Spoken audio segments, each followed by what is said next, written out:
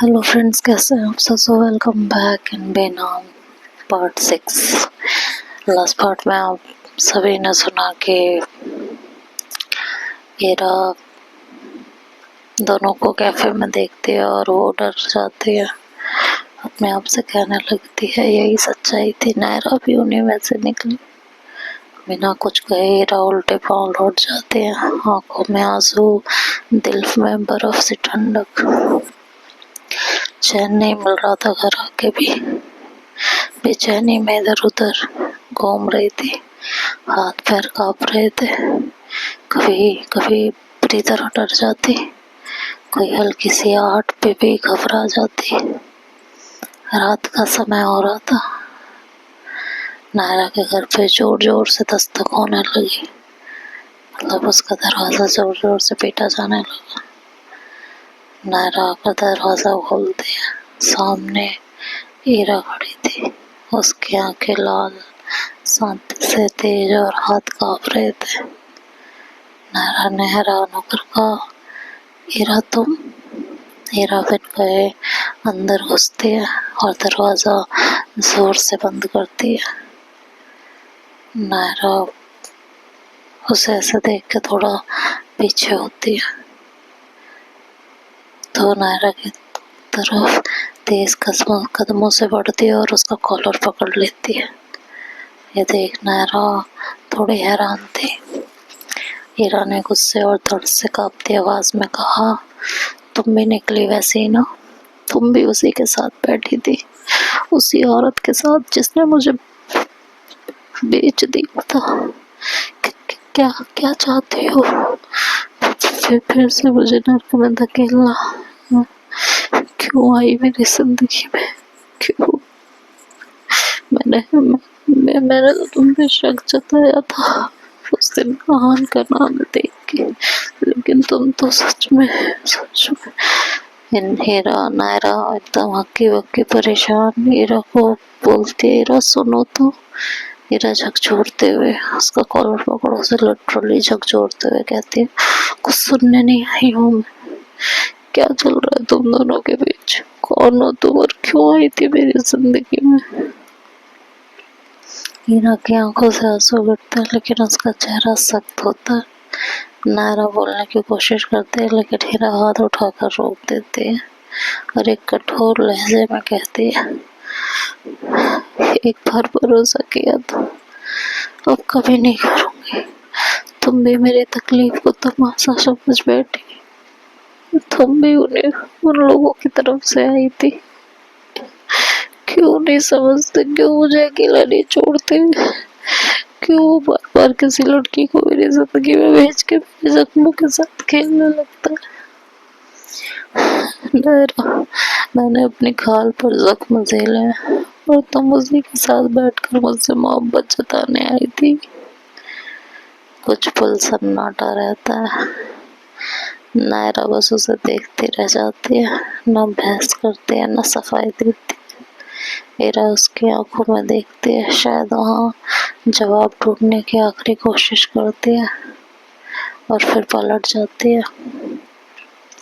हीरा दरवाजे से निकलते वक्त बोलती है, नायरा आइंदा मेरे आसपास भी मत आना, वरना इस बार जो टूटी हो ना वो वापस नहीं जुड़ूंगी। नायरा खामोशी से वहीं खड़ी रह जाती है, उसकी आंखों में सिर्फ दो शब्द तैरते हैं, बस थोड़ा वक्त और।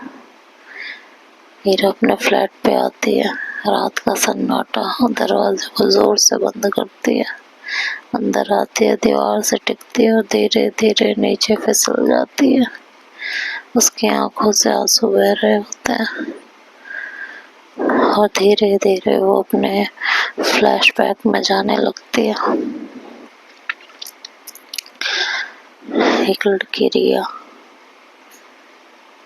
हीरा का हाथ थामे कहती है, तुम मुझ पे भरोसा कर सकती हो हीरा, मैं तुम्हें कभी टूटने नहीं दूंगी। आज तुम्हें मेरे साथ कहीं चलना है, चलोगी? हीरा रिया का हाथ थामे कहती है, तुम जहाँ ले चलोगी मैं वहाँ चलूंगी। तुम्हारे प्यार से तो जीना सीखा है। शाम को रिया उसे एक पार्टी में लेके जाती है। वहाँ से उसी जहाँ होटल में पार्टी होती है उसी होटल के एक रूम में लेके जाती है। रूम में जाने के बाद हीरा रिया को बड़ी प्यारी नजरों से देखती है कि तभी रिया हीरा को धक्का देती है। रिया धक्का देती है और मुस्कुराती है और हीरा अपने आप को संभालते संभालते एक बाहों में झूल जाती है। पलट के देखती है तो बाहें आहान की होती है। रिया वहां से निकल जाती है और आहान क्रूर मुस्कान के साथ, तुम्हें याद है हीरा, जब तुमने कहा था तुम्हें लड़कों में दिलचस्पी नहीं, अब देखो तुम्हें हासिल करने के लिए मैंने क्या क्या नहीं किया। हीरा जोर से चिल्लाती है, मेज पर गिरती है, उसका कंधा पूरी तरह जख्मी होता है। फ्लैशबैक टूटता है। रिया अपने आज में लौट आती है। हीरा अपने आज में लौट आती है। हीरा चिल्लाती है, नहीं नहीं नहीं नहीं, फिर से वो नहीं हो सकता, फिर से नहीं नहीं नहीं नायरा, मेरे साथ फिर से ऐसा नहीं कर सकती, मैं फिर से उस डर को नहीं जा सकती जिससे मैं इतनी मुश्किल से बाहर आई हूँ। और खुद को कंबल में लपेटती है, कांपती है, उस जख्म पर हाथ रखती है जो आज भी उसके पेट पर थे, मगर आज भी किसी को नहीं दिखाया था। धीरे धीरे उसकी रुलाई सिसकी में बदल जाती है। खुद से बुड़बुड़ाती रहती है कि सब एक जैसा, सब नायरा भी। तभी इधर नायरा सिया को फोन करके सब कुछ बताती है, सब कुछ समझाती है। सिया हीरा को कॉल करती है और कहती है, तुम ठीक हो? सॉरी, वो मतलब फ़ोन करती है, हीरा देखती है लेकिन कॉल रिसीव नहीं करती। कई बार फ़ोन आता है तो हीरा हार कर उठा लेती है। हीरा से कहती है, तुम ठीक हो? हाँ, पक्का ठीक हो ना? मैंने नायरा से बात की, मुझे पता चला। तुम ज़्यादा सोचना मत, परेशान मत हो ना, सब ठीक हो जाएगा। हीरा कहती है, मैं ठीक हूँ। नायरा से बात क्यों नहीं की, बात क्यों की तुमने? कहती है, देखो हीरा, तो मेरी बात सुनो, नायरा वैसी नहीं है जैसे तुम समझ रही हो। हीरा कड़वी हंसी के साथ कहती है, मैं फिर से किसी के बहकावे में नहीं आऊंगी, किसी के भी नहीं। प्यार सिर्फ जाल है और अब मैं उस जाल में नहीं फंसूंगी, चाहे जो हो जाए। नायरा सारे सबूत लेकर अपनी आखिरी चाल को अब अंजाम देने की कोशिश करती है। 2 दिन की बात होती है। एक एनजीओ का ऑफिस, शाम का समय। नायरा एक टेबल पर बैठी होती है। सामने एक सीनियर महिला अधिवक्ता थी, अद्विका शर्मा, जो खास तौर पर महिलाओं और एलजीबीटीक्यू अधिकारों के लिए काम करती थी। नायरा गंभीर लहजे में उनसे कहती है, ये केस सिर्फ हीरा का नहीं है, ये उस हर लड़की का है जो किसी की मर्दानगी का टारगेट बनती है। और फिर चुप रहती है और फिर टूट जाती है। कोई उसकी नहीं सुनता। रसूख और पैसों के दम पे ऐसे लोग बाहर आ जाते हैं, लेकिन अब कोई चुप नहीं रहेगा।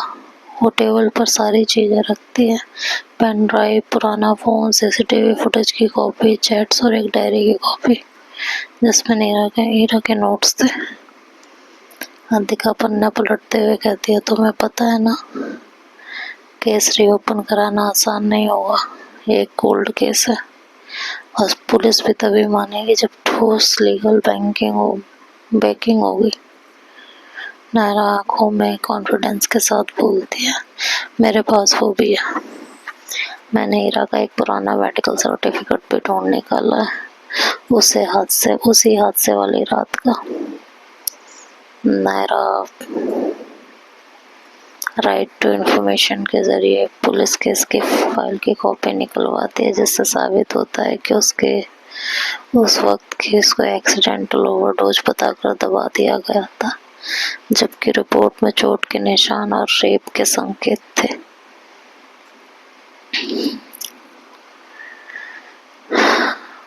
ये कहकर अद्विका शर्मा कहती हैं कि ठीक है, तुम मुझे थोड़ा सा टाइम दो, मैं ये सारा स्टडी करके तुम्हें सब कुछ बताती हूँ।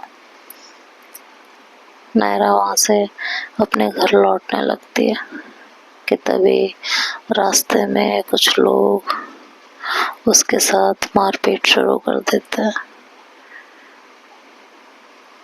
किसी तरह वो खुद को बचाती है और वहाँ से अपने घर आती है। गुंडों ने उसे धमकाया भी होता है कि ये जो सब कर रही हो ना, इसे जितनी जल्दी बंद कर दो उतना अच्छा है। घर आके अपने जख्मों को साफ करती है, तभी एक कॉल आती है अननोन नंबर से। फोन उठाती है तो सामने से एक लड़के की आवाज़ होती है, तुम्हें क्या लगता है तुम ये सब करके उसे इंसाफ दिला पाओगे? तुम उसके साथ साथ अपनी ज़िंदगी भी खतरे में डाल रही हो। कुछ नहीं होने वाला, कुछ भी नहीं, कह के फ़ोन कट जाता है एक भयानक हंसी के साथ। इधर एक अद्विका जी एक प्रेस कॉन्फ्रेंस मीटिंग रेडी करते हैं और मीडिया को संबोधित करते हैं कि हमने महिला आयोग, मानवाधिकार आयोग और LGBTQ प्रोटेक्शन एक्ट के तहत एक केस को हाई कोर्ट में अपील किया है। लोग केस, मीडिया वाले केस देखते हैं तो बातें बननी शुरू हो जाती हैं, क्योंकि इस केस में इंस्टीट्यूशनल नेग्लिजेंसी और इंस्टीट्यूशनल मैनिपुलेशन दोनों के प्रमाण थे। और धीरे धीरे मीडिया का प्रेशर, सोशल मीडिया पर हैशटैग ट्रेंड्स होने लगते हैं कि hashtag justice for law, hashtag reopen the case, hashtag stop LGBTQ abuse. Pressure इतना बढ़ जाता है कि हाई कमान से पुलिस के ऊपर अब दबाव पड़ने लगता है। और इधर नायरा सिया को बोलती है कि सिया, हीरा के साथ हर वक्त रहना है।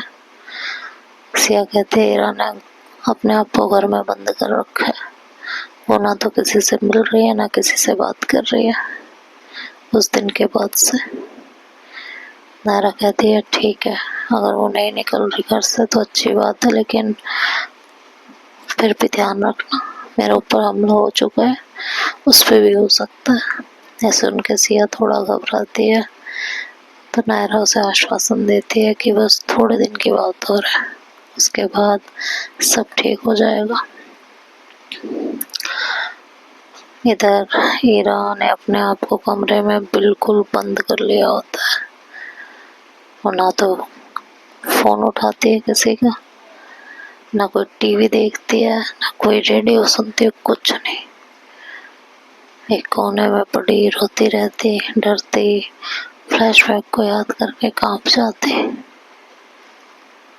इधर जब प्रेशर बढ़ने लगा तो एक हफ्ता बीता, प्रेशर मतलब लोगों के वो आंदोलन और हैशटैग सोशल मीडिया पे हर वक्त की गहमा गहमी और प्रशासन का दबाव, इन सब से पुलिस हरकत में आ गई थी। पुलिस कमिश्नर ऑफिस में अद्विका और नायरा को बुलाया गया। कमिश्नर एक फाइल पढ़ रहे थे, सामने अद्विका और नायरा बैठी थी। कमिश्नर गंभीर स्वर में बोला, अगर आप ये कह रहे हैं कि पुराना केस दबाया गया था जानबूझकर, तो हमें पहले एक SIT बनानी होगी, लेकिन ये हाई प्रोफाइल मामला है तो आपको सिक्योरिटी भी चाहिए होगी। नायरा कहती है सिर्फ एक वादा चाहिए कि इस बार हीरा की आवाज़ सुनी जाएगी। और कुछ नहीं।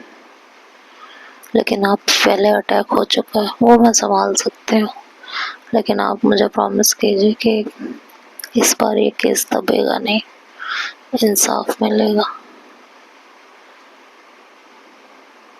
कमिश्नर फाइल पर दस्तखत करते हैं।